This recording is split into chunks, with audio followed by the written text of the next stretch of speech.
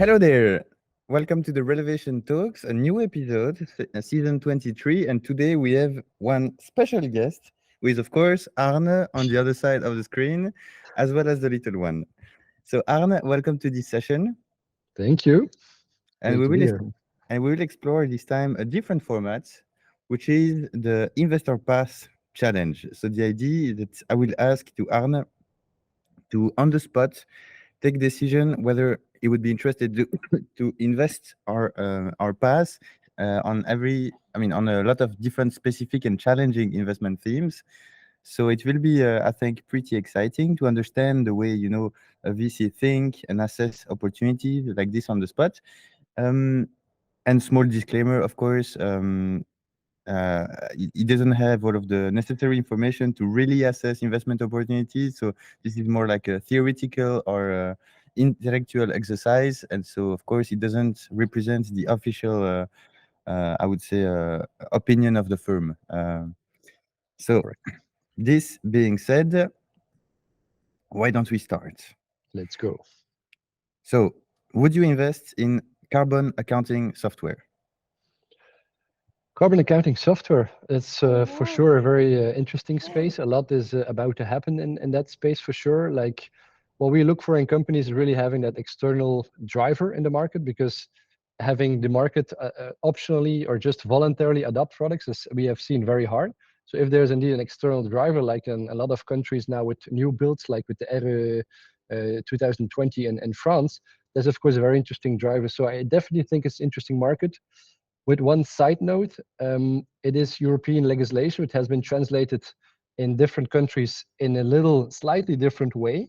So the question is it scalable, or are solutions like this scalable throughout Europe over several countries? And that's of course a challenge to be proven in the next couple of years.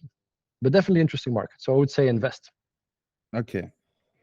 Clear. And how about hardware that does energy storage in buildings? So hardware. I would rather say pass, and not because I'm against hardware. We did some, I would say, hardware-enabled investments so far, but if it's pure hardware, it of course suddenly becomes a very competitive play. Because over time, I think you always find someone who can produce cheaper, who can produce more efficiently. So if it's only about the hardware, I would rather say pass. On the other hand, if you say about energy storage, I think there's a lot of interesting things to be done, mainly on the software side, is how can we use the existing assets within a building or within a home as energy storage. And then, of course, it comes more down to software. How can we control energy flows, like controlling your consumption based on the pricing, or if prices are down, how can we store then decentralized energy within the different buildings, within the different homes? So then it's not a hardware play anymore, but more of a software by smartly using the existing hardware. I think that's an interesting combination. Maybe a bit, one which is a bit on the edge or at the border, but what about urban farming? So let's imagine an urban farming platform. Is this something you would consider to invest in? Of course, I would need to understand the business model further. On first side, I would say interesting market, but I don't see it how to be monetized, to be honest. It's of course interesting and I think much needed in urban environments, but what's the business model? So I would rather say pass with the current information I have. Yeah, exactly. Okay. Social network of neighborhoods to deploy a dimension of communities inside new neighborhoods. I would say rather similar. I would also say rather pass, because again, much needed to enhance social interactions between people, definitely in a new neighborhood. But then again, what's the moat? What is the defensible part of it? It's rather a Facebook of the neighborhood or a WhatsApp of the neighborhood. So I don't see the real business model and moat in it, to be honest. And probably also the total addressable market. Like, Yeah. can this become really big at some point? Has this the potential to reach 100 million euro in revenue? Okay, now a software to track office vacancy rates. Software to track office vacancy rates. Well, around the data in real estate is definitely an interesting space. It's one of my personal weaknesses, I have to say. So that is definitely interesting. But on the other hand, use case of only tracking the vacancy rates in offices, I think, is a little limited. It is definitely a challenge out there with a lot of vacant offices, but rather invest in a technology which delivers the infrastructure on which then people can build a use case on top. And in this case that you mentioned, I think the use case of just the vacant offices is a little too limited. But again, Probably, yeah. the data in real estate, of course, is hugely interesting. That's for sure. Yeah, I do agree. Which leads to another question that I think, another investment team that I'm excited about, although it's more the idea than the actual, I would say, case. But let's hear your opinion. Still in the space of data, a big data platform to analyze the uprising potential of cities, because in Belgium, but in many countries, you have urban densification, and so you cannot build in the surroundings of the city anymore. So you need to uprise. But where to start? So a platform that would analyze on this building, we have a potential to add maybe 2 floors because the 2 buildings around have already 2 floors higher. So yeah, would you invest? That would definitely say invest. That's indeed one of the most interesting things currently out there is indeed having that more transparent insights into the data, which already exists, but it's about combining and having relevant insights into that data. Yeah, definitely interesting. But you need to do it at scale. And then again, the question is, how scalable is it? Do you have access to local data resource? Okay, but can you scale your model towards another country as well, where you probably don't have the immediate access to data sources? So I think the model itself very interesting, but the question is still, can you scale it in a broader scale? Clear, because so you basically have the multiple topics to assess. So whether you think it's a real problem that the company is solving, and then can this become a really big solution? Is it a pull market? Is it going only to increase? Clear. Now let's assess. Imagine a satellite tech, so space tech, allowing to identify risks of floods or ground movements in cities or in urban or in even infrastructure, bridge, dam, whatever. But satellite tech to analyze risk of floods and ground movements. Capital intensive. Yeah, well, exactly. That was my first thought. I think it's a very interesting space. But if it's purely the satellite, like developing the satellite, it's a pure VC game because indeed it requires a huge amount of capex upfront. On the other hand, if you're talking about, for example, AI to interpret the images that a satellite generates, and then you can see indeed landslides, or you predict landslides, or you predict an interesting investment case for a VC. That I do like. Great. Now, totally different space. I would say a biosourced, low carbon, and circular new construction material.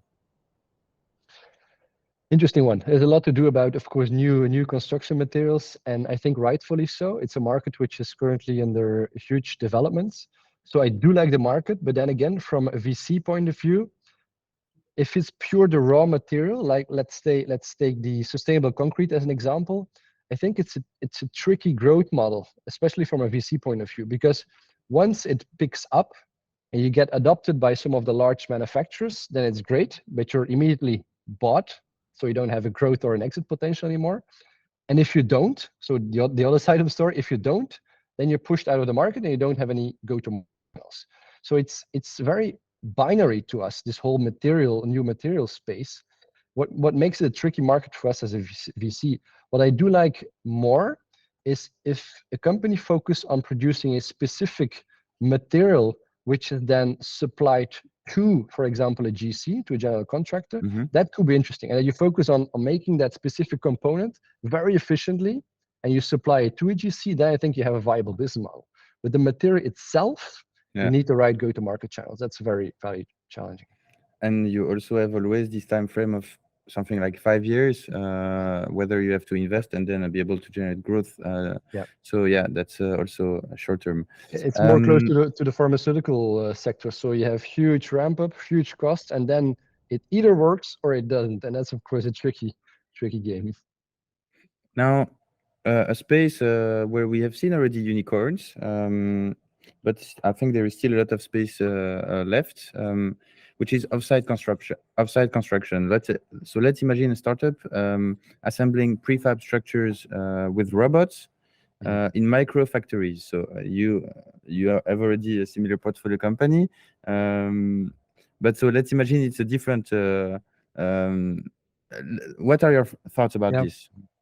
Well, yeah, hugely interesting market. So I think we all know we need to shift to prefab to a certain extent and to more controlled production processes for sure. I'm glad you say microfactories because that's my only hesitation. I would say that if you build factories, it's a hugely capex intensive game again. So not a VC game to me. We've seen the examples like Atera. It's Exactly. hugely, I would say, tricky to try to disrupt the whole value chain at once. But again, I think my honest opinion is if you focus on making that specific component in the most efficient way and you own that process to the fullest, so you're not trying to own the whole value chain, but just that specific component, then I think you can really be successful in that space. Yes, Yeah. and also with microfactories for sure. Yeah, clear. Maybe I'm also interested in 3D renderings. So VR solutions that would facilitate remote sales of buildings. So really on the use case of sales, market and transact. Yeah, on the experience side. Image rendering is a highly commoditized market, so I'd rather say pass on that one, unless you have a unique technology to make them very automated without any manual interventions, because that is the tricky part, of course, of today. Making a render is a very manual, intense process. So if you have a fully automated way in doing so, and you can give a full experience to the potential buyer, yeah, maybe, but I would Okay, rather but say, rather pass. Okay. yeah. Okay.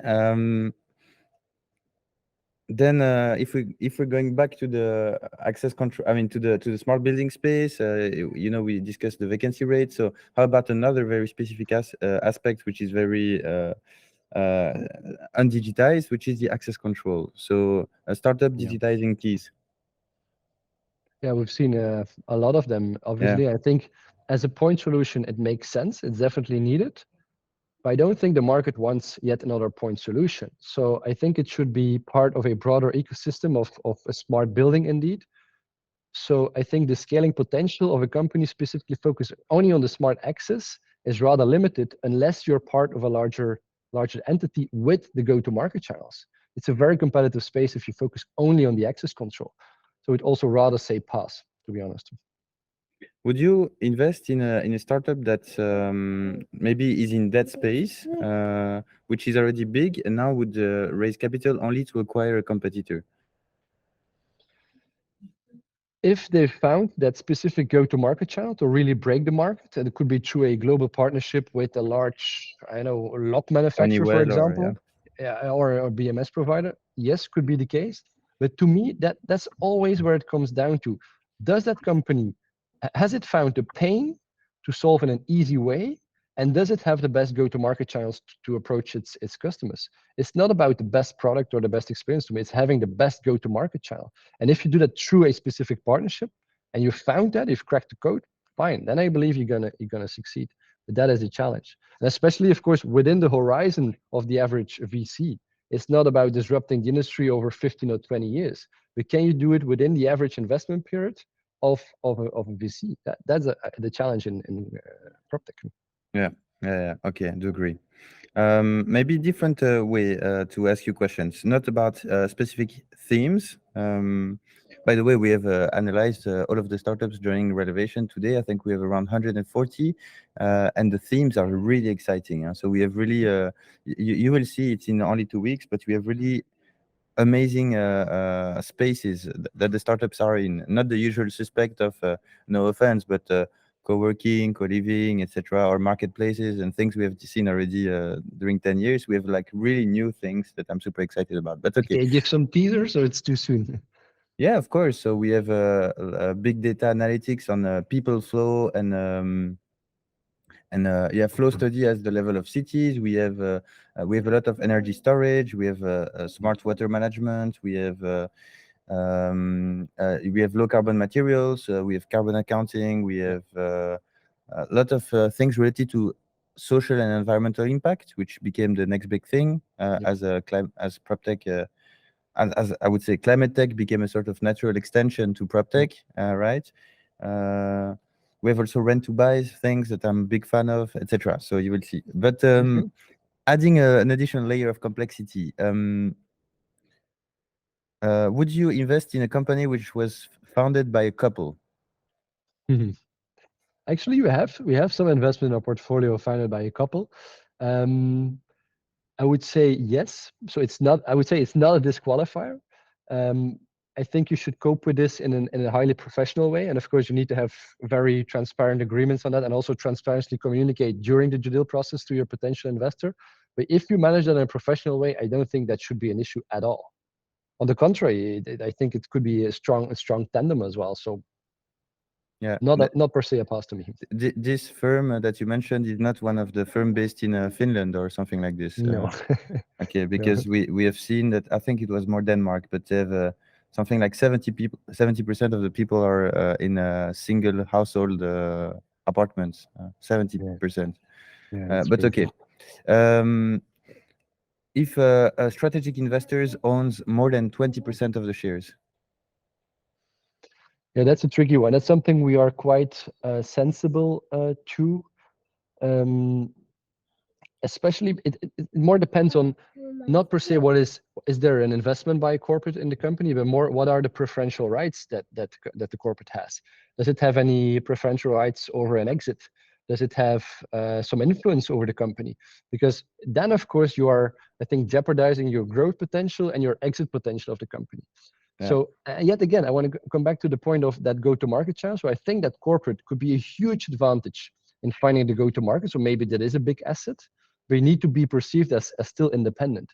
So it's I rather having a partnership agreement and potentially even an upside share that you can share them with the corporate because it helps you growing, but really having them in your cap table with an influence that could be a huge downside to the company, to be honest, especially in an early stage. I do agree, and we will have actually a very interesting panel conversation during Relevation about this, the CVC best practices with Nemetschek Group and Saint-Gobain. So I'm really excited about this. Now, if you have a company which was founded by consultants. It's not a pass to me. It could, consultants often have a very broad experience, a broad track record on things that they've seen in their lives. So yeah, definitely interesting. I have nothing against consultants. No, me neither. But yeah, I've already heard things. So okay. But they need to be a good executor, of course. That is the side note. But can and be maybe one last question, so we understand. So we have the complete overview of how does a VC and how does Arne think about deals.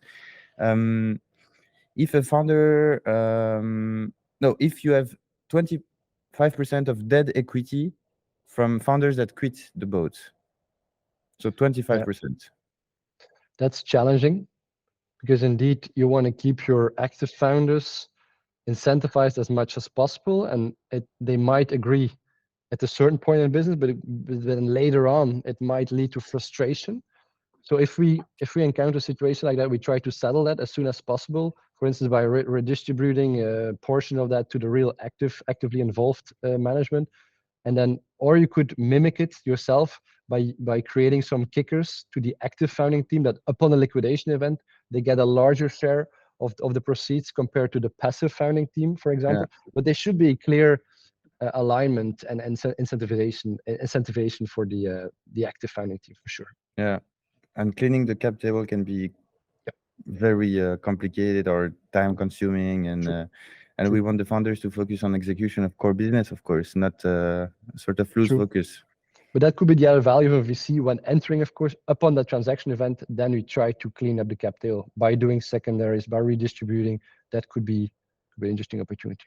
Okay, so you would invest with a clear action plan. Yes, should be a mitigator. Thank you. Well, we could continue the conversation for hours, and by some sort of miracle, the little one was really calm. By the way, his name means miracle. But okay, we will discuss about this offline. Thank you, everyone, for joining. Thank you, Arne, for your time. And I hope to see you in a couple of weeks at Relevation 23. Thank you, Idris. Bye.